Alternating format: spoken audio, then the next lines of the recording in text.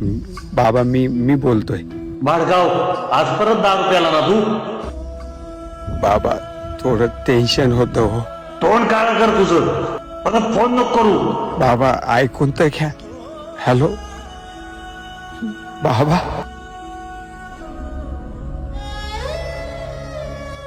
बघतोय ना तू? अरे काय चुकी आहे माझी? मी मुलगा ही.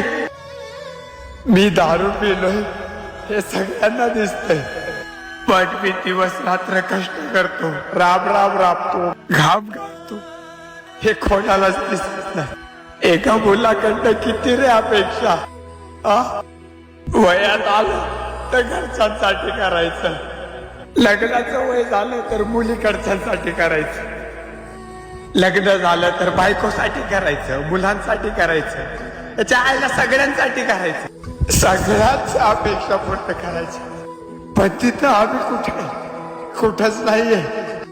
आम्हा मुलांना जर एखादी वस्तू आवडली ती विकत घ्यायची तर आम्ही म्हणतो पगार झाल्यावर घेऊया, आणि महिनाभर काम करतो, शेवटी पगार होतो, पगार हातात येतो, आम्ही खुश होतो, पण म्हणतो चला आवडीची वस्तू घेऊया.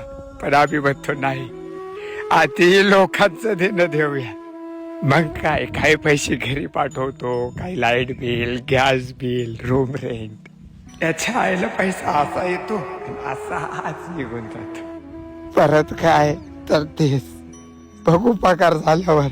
यातच मुलांचे कितीतरी स्वप्न ताटखाळत उभे असतात, पण त्या स्वप्नांना बाजूला ठेवून जबाबदारीच्या ओझ्याखाली येऊन एक मुलगा काम करत राहतो आणि एक दिवस तो भरून जातो.